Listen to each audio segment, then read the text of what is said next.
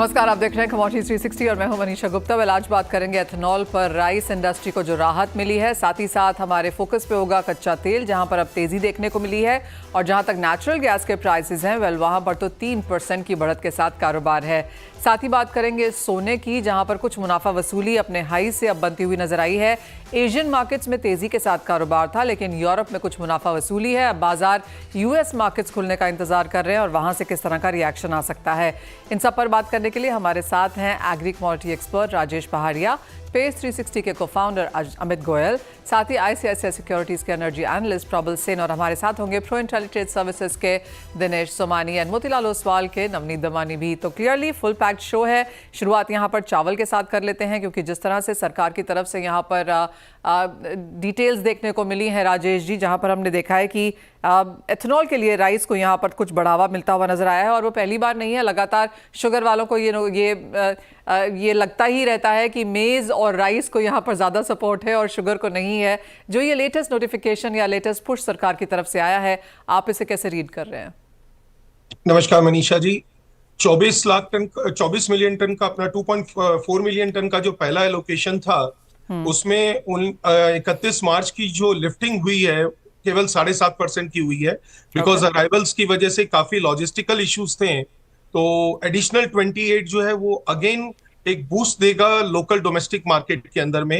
And इसका जो प्रभाव है आपके मक्के के ऊपर में काफी मंदी की तरफ में लेके जाएगा, क्योंकि 24 में से करीबन सपोज करिए हमारा 7.5% अपना अगर उठा है 5-6 लाख टन के आसपास में, और ये प्लस अपना 28 का ये जो नया फिगर है, दोनों मिलाने के बाद में अगर मक्के का रिप्लेसमेंट काफी हद तक कम हो जाएगा इसके अंदर। Rajesh ji, coming to the point, जैसे आपने कहा कि पहले यहाँ पर 24 था, अब यहाँ पर 28 अतिरिक्त किया गया है, तो एक टोटली ये 52 हो जाता है, लेकिन सिर्फ 7.5% उठाया गया है। क्या ये डिले बॉदर कर रहा है आपको? ये डिले का कारण मेनली मनीषा जी जो लोडिंग के लिए जो फैसिलिटीज चाहिए, क्योंकि आज एफसीआई जो इथेनॉल और अपने डिस्टिलरी इंडस्ट्रीज को डिलीवर्ड दे रही हैं, तो उसके अंदर में क्या है कि लॉजिस्टिकल इश्यूज आ रहे हैं। अभी पैडी की प्रोक्योरमेंट भी चल रही थी, वीट का प्रोक्योरमेंट भी चल रहा है, तो लेबर के बहुत जबरदस्त इश्यूज हैं।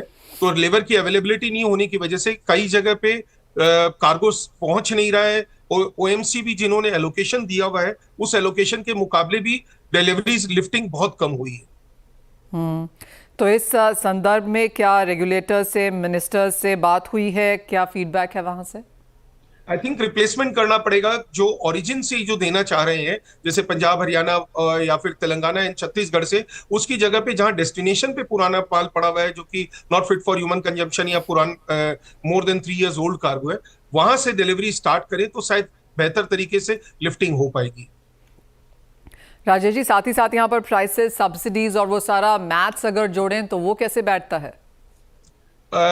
क्लियर कट है। आज 3100 रुपए की पैडी, कन्वर्जन कॉस्ट 3500 रुपया, और फिर उसके बाद में कैरी ओवर चार्जेस और वो सारी चीजों को मिला के आज 42 रुपए का चावल हमारा हम 22 रुपए में दे रहे हैं। तो और उसके सामने में जो सब्सिडी देते, जो इथेनॉल की जो ओएमसी मार्केट है एफसीआई के कार्गो की 56 रुपए देती है।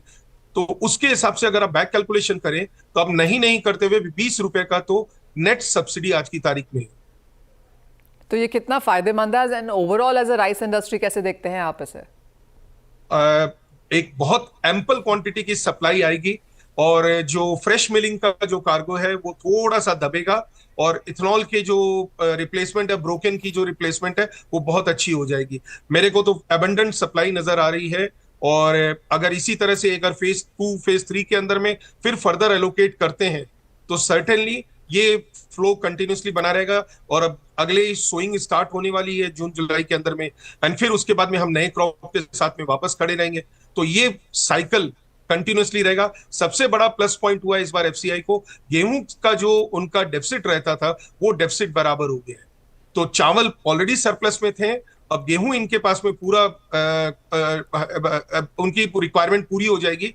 तो आई थिंक आज की तारीख में इनके लिए, एफसीआई के लिए फूड ग्रेन्स को लेके घबराने की कोई जरूरत नहीं होगी, और हम एक्सपोर्टर्स या डोमेस्टिक मार्केट के अंदर में भी चावल की अवेलेबिलिटी बहुत अबंडेंट होगी। ऑलराइट, तो क्लियरली राइस इंडस्ट्री के लिए एक अच्छा समय है। राजेश जी, आपको जाने दें उससे पहले, आप जिस तरह की दिक्कतें या टेंशन एस्केलेशंस हमने इंडिया पाकिस्तान के बीच में आते हुए देखे हैं, उसका एक सेंटिमेंट इम्पैक्ट काफ़ी सारे सेक्टर्स पे आया है। राइस में भी, बासमती में स्पेशली पिछले 15-20 दिनों में करीबन 10% तक की तेज़ी देखने को मिली है। सेंटिमेंट ही है क्या ऑन ग्राउंड कुछ मॉडरेशंस देखते हैं? देखिए, बासमती में सर्टेनली हमारी जो कंपटीशन है वो सिर्फ पाकिस्तान के साथ में था।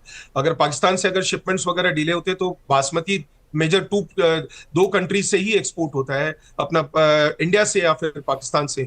अगर पाकिस्तान से नहीं आएगा तो रिप्लेसमेंट इंडिया है। तो एक सर्टेन रीजन जो है इंडिया में प्राइसेस के अप्रिशिएशन होने का, वो सबसे बड़ा रीजन यही है कि ये इंडिया पाकिस्तान का अपना जो टेंशन है, वो जब तक ईज ऑफ नहीं होगा उनकी सिचुएशंस का बेनिफिट अपने को मिलेगा। नॉन बासमती के अंदर में मैंने आपको लास्ट इंटरव्यू में भी बताया था कि भाई नॉन बासमती के अंदर में पाकिस्तान की ऑलमोस्ट शिपमेंट्स कंप्लीट हो गई है। They are left with only broken as on date. तो हम लोगों को उस पर्टिकुलर चीज का कोई बेनिफिट नहीं मिलेगा, बट काफी जगह में जो हमारे डेस्टिनेशन के अंदर में हम लोग स्टॉक एंड सेल्स वगैरह करते हैं, वहां पे एक लिक्विडेशन की जो प्रक्रिया है, चूंकि पाकिस्तान से स्लो होगा तो हम लोगों के लिए ईज ऑफ वहां पे डेस्टिनेशन पे मिल सकता है। I am going to squeeze in एक और फाइनल क्वेश्चन यहाँ पर राजेश जी, और ओवरऑल अब यहाँ से आगे जाते हुए, चाहे वो फॉर एथनॉल है या फिर पाकिस्तान के साथ जो इश्यूज यहाँ पर चल रहे हैं, इनफ एंड मोर आपने कहा, हमारे पास सप्लाईज भी हैं, ये सब चीज़ें मद्देनजर रखते हुए, और क्योंकि थोड़ा सा प्राइस में हमने एक अप्रिसिएशन आता हुआ देखा है, अब यहाँ से अगले 2 क्वार्टर्स की अगर बात करें तो कैसे देखते हैं आप ओवरऑल प्राइसेस? फिर इंटरनेशनल मार्केट की बात कर रही हैं आप? हाँ जी, इंटरनेशनल एंड इंडिया दोनों। हाँ, देखिए, डोमेस्टिक के अंदर में तो मुझे नहीं लगता है कि हमारे को कोई बहुत बड़ी तेजी नजर आ रही है। बट इंटरनेशनल के अंदर में जून के बाद में काफी जगह जहां पे एक्सपेक्टेड कार्गो पहुंचा हुआ था, जो कि ओवर सप्लाई था, अब 2 डेस्टिनेशन से कार्गो के शिपमेंट्स होने बंद हो जाएंगे, एक तो वियतनाम का और दूसरा पाकिस्तान का। तो सर्टेनली उनकी लिक्विडेशन जैसे स्टार्ट होगी, 100% इंडिया का मूवमेंट मई जून के बाद से स्टार्ट हो जाएगा। ऑलराइट, तो वो पीरियड यहाँ पर देखने के लिए राजेश जी एज ऑलवेज बहुत शुक्रिया साथ जोड़ने के लिए, और बहुत ही सटीक, सिंपल एंड प्रिसाइज तरीके से बताने के लिए कि वेरियस न्यूज़ का इम्पैक्ट यहाँ पर हमने राइस पे कैसा पड़ता हुआ देखा है।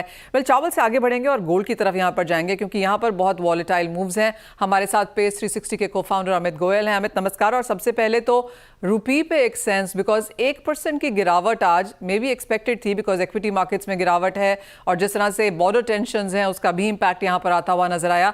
रुपया कैसे देखते हैं आप?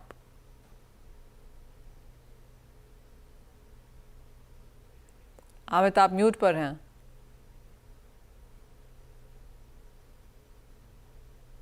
जी, फर्स्टली मनीषा, मुझे कार्यक्रम में शामिल करने के लिए बहुत बहुत शुक्रिया।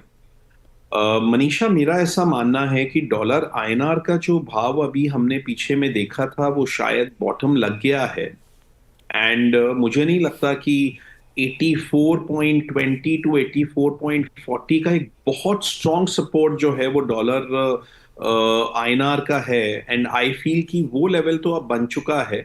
और आज जो मंदी है वो मल्टीपल रीजंस के वजह से आई है आईएनआर में। Of course equity market down थी, जो इंस्टीट्यूशनल एक्शन की जो मेरे पास जो रिपोर्ट्स आ रही हैं, तो ऐसा लग रहा है कि आज एफआईआईज ने इंडिया में माल बेचा है इक्विटीज। थर्डली, इंडिया की आज बॉन्ड यील्ड्स बहुत बड़ी हैं, और इंडिया की बॉन्ड मार्केट में भी जो है एफआईआईज की आज सेलिंग है। और चौथा कारण है कि डॉलर इंडेक्स जो है, जो कि 99.30-40 कल चल रहा था, आज वो 100 के भी ऊपर आ गया था। तो इसलिए जो है ये चारों कारण की वजह से डॉलर आईएनआर बढ़ा है। अब आप ये मान के चलिए कि नाउ 84.5 अब बहुत स्ट्रॉन्ग सपोर्ट है, एंड आई थिंक कल चूंकि फ्राइडे है और वीकेंड को लेके लोगों को काफी घबराहट रहेगी कि पता नहीं इंडिया पाकिस्तान की सिचुएशन का क्या हो सकता है। तो मुझे ऐसा लगता है कि कल फर्दर जो है 20 to 30 पैसे की डेप्रिसिएशन आईएनआर में हमें देखने को मिल सकती है।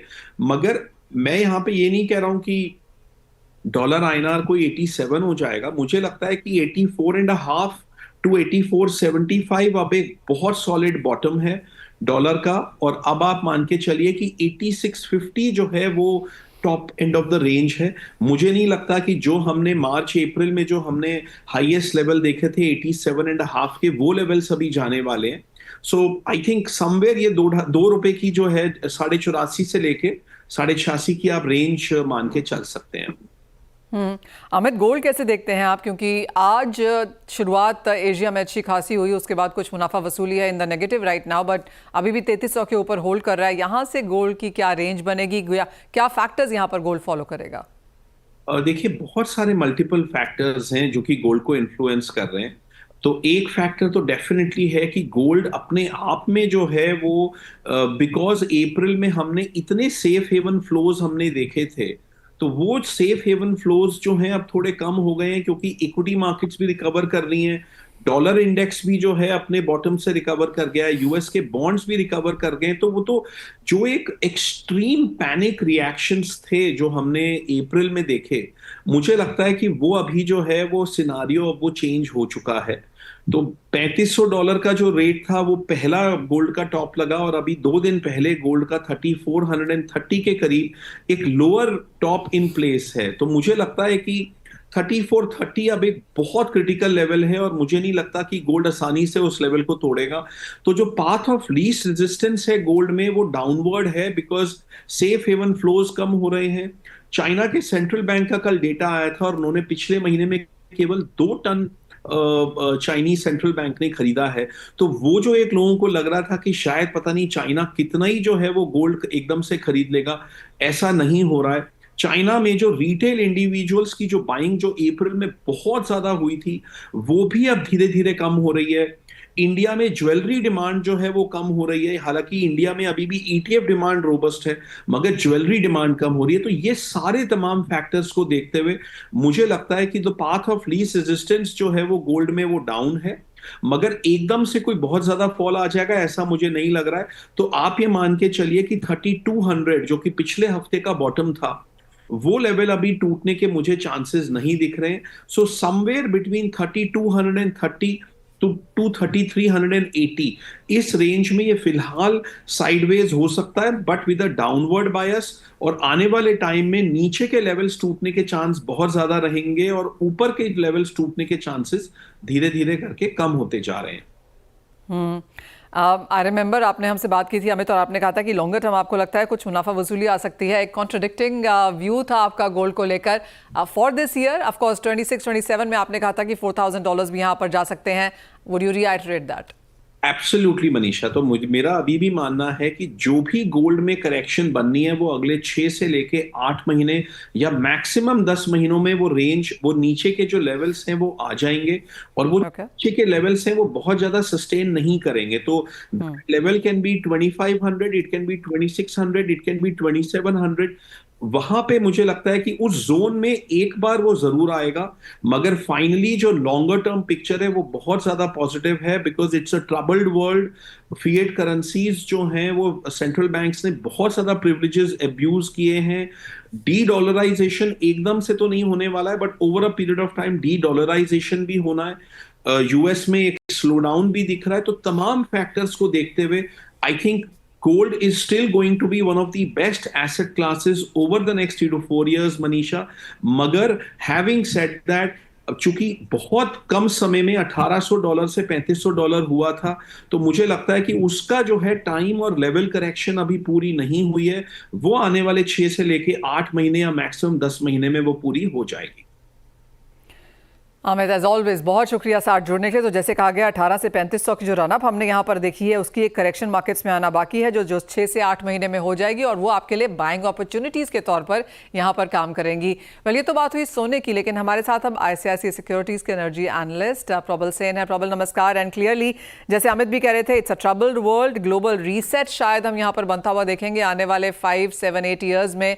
पर जिस तरह से क्रूड ऑयल प्राइसेस की डिक्लाइन देखने को मिली है, एंड आई रिमेंबर आपसे हमारी बात हुई थी वो ड्रिल बेबी ड्रिल जब यूएस ने कहा था, लेकिन अब बहुत सारी कंपनीज हैं जो अपनी ड्रिलिंग थोड़ा सा पुल बैक कर रही हैं।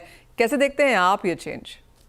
देखिए, यूएस शेल प्रोड्यूसर्स ने आई थिंक जब ये प्रेसिडेंसी स्टार्ट भी हुई थी तब भी बहुत क्लियरली कहा था कि देयर डिसीजन टू ड्रिल वो ड्रिवन होगा इकोनॉमिक से रादर देन कि एक इंस्ट्रक्शन के ऊपर। आई थिंक जो उनके डिफिकल्ट टू ड्रिल एरियाज हैं या थोड़े से मार्जिनल शेल एरियाज हैं, वहां पे आई थिंक हमेशा से क्लैरिटी थी कि 65 to 70 के नीचे इट विल बिकम अनइकोनॉमिक ड्रिल करना। एंड आई थिंक वही हम देख रहे हैं कि ऐसा कोई बहुत मोमेंटम नहीं आया है ड्रिलिंग में। despite the official pronouncements and the intention.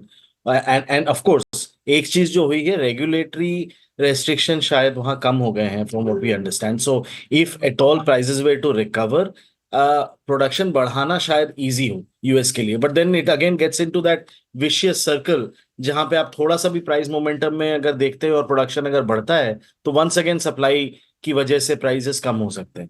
दूसरी तरफ ओपेक आई थिंक बहुत क्लियरली आई थिंक एक कॉल ले रहा है कि अब हमें एब्सोल्यूट अर्निंग्स पे फोकस करना है. मार्जिनल लेवल पे या यूनिट इकोनॉमिक्स पे अगर हमारा काम नहीं भी हो रहा है, एंड वैसे भी कंप्लायंस को लेके आई थिंक देयर आर मतलब इंटरनली थोड़े से टेंशंस हो रहे हैं, उसकी वजह से I think Saudi is basically taking call कि अगर डिसिप्लिन मेंटेन नहीं हो रहा है तो हम भी क्यों प्रोडक्शन में इतना लॉस लें. एटलीस्ट एब्सोल्यूट लेवल पे अर्निंग्स हम थोड़ा सा बना सकते हैं और मार्केट शेयर ग्रैब कर सकते हैं. So I think that is probably what is playing out at this point of time. Well absolutely प्रबल. और जैसे आपने कहा 65-70 एक बहुत सस्टेनेबल रेंज नहीं है यूएस के लिए और बहुत सारे प्रोड्यूसर्स के लिए भी. तो ये जो करंट लेवल्स हैं जहां पर WTI 60 के नीचे है, ब्रेंट 61-62 के आसपास काम कर रहा है, क्या ये लेवल्स यहाँ सस्टेन होता हुआ फॉर लॉन्गर टर्म देखते हैं? क्योंकि काफ़ी सारे लोगों का मानना है कि यहाँ से भी एक डिप और एक बड़ा डिप एक्सपेक्टेड है. देखिए फ्रैंकली एब्सोल्यूट लेवल प्रेडिक्ट करना तो बहुत मुश्किल है कि कितना $2 यहाँ से गिर सकता है या $3 ऊपर जा सकता है. बट हो ये रहा है कि अगर आप जो करंट लेवल है उसको अगर आप देखें, उस लेवल पे very clearly I think OPEC अगर सप्लाई इंक्रीज कर रहा है तो यूएस में शेल में आई थिंक और प्रेशर आएगा. जैसा मैंने कहा कि एट द मार्जिनल लेवल उनके जो लोअर प्रोड्यूसिंग और जो थोड़े से लेस अट्रैक्टिव फील्ड्स हैं वहां पे very clearly I think cutbacks आ सकते हैं in terms of drilling activity, in terms of development wells being basically plugged. और उनके एक देयर इज दिस टर्म जहां पे उनके wells that are kept ready for production but are not put onto production, those I think will probably see even more delays. So some supply reaction has to come because अगर $60 पे if it sustains या इसी dollar पे अगर रहा थोड़े दिन, and forgive me मेरी Hindi as I keep saying, I'm struggling to explain it, but if it sustains at this level for a period of time, there has to be a supply reaction that will come. If not from the OPEC, then from the non-OPEC countries where economics matters more than political realities or political compulsions. Probable आज is getting a habit. जो last question होता है वो हमेशा India के लिहाज से होता है. और अगर यहाँ पर प्राइसेस हैं और पिछले पूरे क्वार्टर में हमने एक डिक्लाइन आता हुआ देखा है और यहाँ अभी भी यहाँ पर हम हैं और बहुत ज़्यादा तेज़ी की उम्मीद नहीं है. हमने गवर्नमेंट की तरफ से ऑफकोर्स कुछ रिएक्शंस यहाँ पर आते हुए देखे in sense of duty and all, but क्या वो exact fuel price decline is that what you see coming? I think what is happening, Manisha, is that on the one hand, yes, retail fuel margins are at very healthy levels. They were at about, I think, blended level at about 6 rupees plus in the last quarter that has gone by. Our calculations suggest they're probably prevailing at 9 rupees plus on a blended basis at this point of time, which are obviously very healthy. But keep in mind that last year saw almost, if we look at the numbers that have come through, more than 40,000 crore of LPG losses were actually absorbed by the companies, जिसका कोई compensation actually नहीं हुआ है. Government ने जो बात कही है कि जो वो एक्साइज की बात कर रहे हैं, जो वो एक्साइज बढ़ा के अमाउंट आएगा उसको वापस फनल करेंगे टू कॉम्पेंसेट फॉर एलपीजी, उसका मैकेनिज्म हमको देखना पड़ेगा. बिकॉज अगर वो नहीं होता है, एलपीजी में 50 रुपीज इंक्रीज के बाद प्लस इंटरनेशनल प्रोडक्ट प्राइस जो गिरे हैं उसके बाद भी अभी 170 रुपए प्रति सिलेंडर का लॉस अभी भी है, जो लास्ट ईयर था करीबन आई थिंक 315 के आसपास.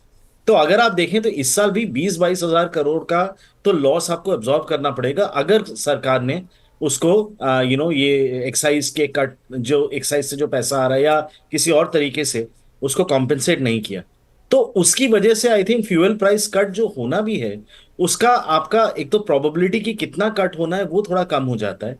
और अभी अगर हम देखें जो जियोपॉलिटिकल सिनेरियो है इंडिया का, वहां पे क्या government fuel price cut afford कर सकता है? Can they let go that revenue और they can ask the OMCs to let go of that revenue? वो मुझे एक्चुअली पता नहीं है.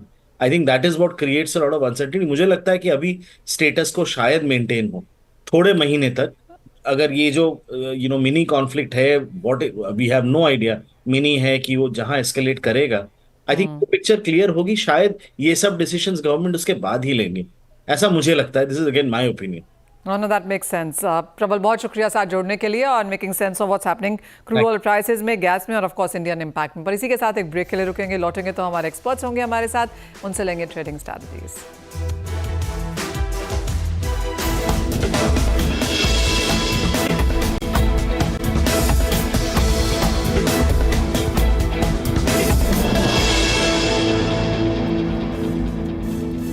स्वागत है आपका। और दिनेश सोमानी जी, पहले आपसे जानना चाहेंगे किस तरह से आप देखते हैं ओवरऑल ट्रेड को, क्योंकि कुछ मुनाफा वसूली यहाँ पर गोल्ड में है, चांदी में गिरावट है, कॉपर में खासी गिरावट है। कहाँ देखते हैं trading opportunities?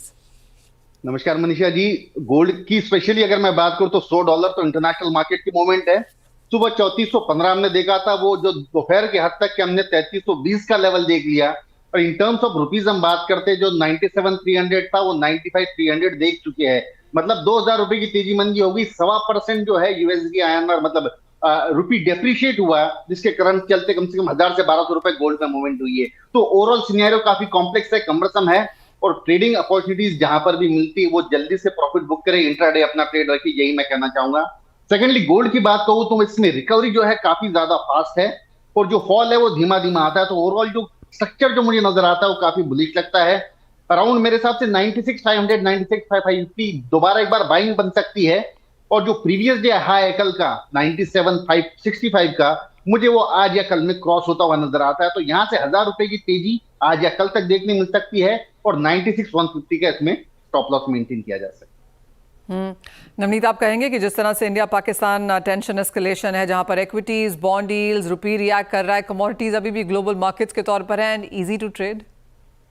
Well, very difficult to trade. हमने देखा है कि आज के सत्र में करीब करीब 1% से 1% ₹1 के ऊपर का जो डेप्रिसिएशन हमने यूएसडी INR में देखा है, जिसके चलते पूरा डोमेस्टिक MCX मार्केट में जो चाल थी, कमोडिटी थी, पूरी हद तक नेगेट हो गई है। एंड काफी सारे काउंटर्स में काफी वोलेटिलिटी देखी है। तो ये एक तो रूपी फैक्टर है जो बहुत हद तक मार्केट को अगले 2-4 दिन डोमिनेट करेगा। और उसके साथ साथ जो हमने प्रेसिडेंट ट्रम्प की तरफ से एक स्टेटमेंट देखा है कि negotiation is on the table. तो अब किस देश के साथ कितना बड़ा नेगोशिएशन होगा, that will have to wait and watch in the second half. And China की तरफ से कल जो स्टिमुलस आया वो भी कुछ हद तक मार्केट में कोई खास पॉजिटिव मोमेंटम नहीं दिखा पाया। तो it's a confuse market at this point in time, and इसको किस तरह से ट्रेड किया जाए थोड़ा सा डिफिकल्ट हो रहा है समझना।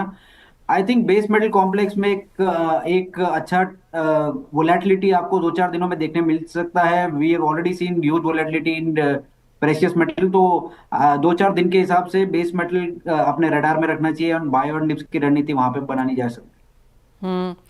दिनेश जी, बाजार को ये लगता है और इक्विटी वालों को तो लगता है कि अगले 24 घंटे काफी इंपॉर्टेंट रहेंगे, और उसके बाद एक वीकेंड है, इंडिया पाकिस्तान में क्या होता है पता नहीं है। आप कैसे देखेंगे कल का अब सत्र यहाँ पर कारोबार के लिहाज से? बिल्कुल मनीषा जी, न्यूज फ्लो इतना फास्ट है कि every now and then there is sudden kind of news जो आपको इंपैक्ट करेगी कि शायद क्या होगा और क्या नहीं होगा। अनसर्टेनिटी बहुत ज्यादा है, और मुझे लगता है कुछ हद तक के ट्रेड को सीमित रखने में ज्यादा फायदा है। जो सिचुएशन जो अभी क्रिएट हुई है, मेरे हिसाब से लॉन्ग लास्टिंग ना रहे तो ज्यादा बेटर है। ट्रेड के मौके दोबारा मिलते रहेंगे, wait for the right opportunity, वहीं पर ही क्लिक करें तो मुझे लगता है ज्यादा सेफ या साउंड हो सकता है। I think we should wait for the better opportunity. 1 या 2 दिन ट्रेड ना करें, मंडे से फ्रेश स्टार्ट कर सकते हैं। तो दिनेश जी, आप ये कह रहे हैं कि positional trades as of now, आज और कल में एज ऑफ नाउ ना लिए जाएं? बिल्कुल अवॉइड करना चाहिए। दिनेश जी, साथ ही साथ अगर एग्री स्पेस में कुछ देखना हो, क्योंकि हम चावल की बात कर रहे थे, टेक्सटाइल को लेकर यहाँ पर कुछ चिंताएं हैं, लेदर है, ड्राई फ्रूट्स वाले हैं, जहां से काफी सारा सामान पाकिस्तान से आता है या वाया पाकिस्तान आता है, और सभी में यहाँ पर एक सेक्टर्स में कंसर्न्स हैं। गुआर की भी हम यहाँ पर सुबह बात कर रहे थे। एग्री में आपको कुछ लगता है विद द बॉर्डर टेंशंस यहाँ पर कुछ ट्रेड अपॉर्चुनिटी बनती है? Manisha ji, across the board total sell off चल रहा है। बिल्कुल, मतलब सबको ऐसा लग रहा है कि वॉरलाइक सिचुएशन अगर क्रिएट होती तो जो भी स्टॉक्स हमारे पास है वो डिस्पोज कर दिए जाए। Secondly, financial situation, financial crunch इतना ज्यादा है कि every now and then there is something uncertainty is happening, कि मार्केट में पैसे की लिक्विडिटी कमी है, देन देन का व्यवहार बराबर ठीक ठाक नहीं हो रहा। इसके चलते जो ब्रॉडर सेल ऑफ हमें देखने मिल रहा है, खासकर मसाला मार्केट में। तो जो कोरिएंडर है, देखिए अब ऊपर में 8800 के जो लेवल्स गए थे वो 7100 के लेवल्स आ चुके हैं। जीरा भी जो 25,000 रुपए गया था वो 21,500 रुपया 21,500 रुपये आ चुका है। और हल्दी भी जो 16,000 के आसपास के लेवल्स गई थी वो 13,700-800 के आसपास ट्रेड कर रही है। तो गुआर खास करके अगर मैं कहूँ तो सबसे ज्यादा प्रेशर इसी में नजर आता है, क्योंकि राजस्थान के इलाकों में होता है और वहां पर बॉर्डर टेंशन अभी बहुत ज्यादा एक्सलेट हो रही है। इसी के चलते एक जो स्टॉकिस्ट है उसका एक ब्रॉड सेल ऑफ हमें देखने मिल रहा है। बट मुझे लगता है जहां पैनिक एक्सट्रीम हो जाता है, अपॉर्चुनिटी वहीं ना कहीं मिल सकती है। तो मुझे लगता है ये सारी कमोडिटीज है एकदम अंडर वैल्यूड हो रखी है, खास करके ग्वार और धनिया। मेरे साथ में यहाँ कहीं ना कहीं अपॉर्चुनिटी जरूर मिल सकती है भाई। नवनीत, आप क्या राय देंगे अब आज के लिए, कल के लिए, पोजिशनल होल्डिंग्स के लिए, अगले हफ्ते के लिहाज से आपकी टॉप ट्रेडिंग स्ट्रैटेजीज दो, यहाँ पर क्या निकल के आएंगी? वेल मेरे हिसाब से हमने एक reasonable bounce crude oil pricing में आते हुए देखा है, और अगर जियोपॉलिटिकल नंबर्स देखें तो वो फैक्टर्स तो ऑलरेडी पॉजिटिव मोमेंटम दिखा रहा है, जहां पे गाजा के ऊपर अटैक की बात के चलते क्रूड में थोड़ा बाउंस बैक हुआ है। बट लार्जली जो अगर यूएस के आंकड़े देखें, जो जीडीपी स्लो डाउन की बात हुई है, यहाँ पे इंटरेस्ट रेट को पोस्टपोन किया गया है, and economic slow down plus Chinese PMI numbers were also not very good. तो कहीं ना कहीं मुझे लगता है $60-61 के आसपास WTI के गेन थोड़े से कैप हो जाएंगे। 5100 के आसपास क्रूड में सेल का स्टांस लिया जा सकता है, वापस करीब 5% का फॉल, यानी 4700 के आसपास के नंबर्स आपको देखने मिल सकते हैं। एंड सेकंड ट्रेड, जैसे मैंने बताया कि बेस मेटल कॉम्प्लेक्स में मुझे पॉजिटिव मोमेंटम डेवलप होता हुआ नजर आ रहा है, तो यहाँ से any fall in $100 in copper, यानी करीब $9300 या 840 के आसपास अगर कॉपर मिले तो बाय किया जा सकता है। 855-860 could be the upside target. Alright, तो डिफिकल्ट टाइम्स, लेकिन वो स्ट्रैटेजीज यहाँ पर आपके लिए हैं अगर आप यहाँ पर काम करना चाहें। और जैसे हमारे एक्सपर्ट्स कह रहे हैं कि हाँ, जब टाइम्स मुश्किल होते हैं तो प्रॉपर ट्रेड्स शायद वहाँ से निकल के आते हैं, तो उनके ऊपर नजर रखी जा सकती है। बहुत शुक्रिया दिनेश जी, नवनीत, आप दोनों का ही साथ जोड़ने के लिए। वेल, इसी के साथ एक ब्रेक का भी समय है, लौटेंगे और बात करेंगे यहाँ पर आवाज समाचार के थ्रू।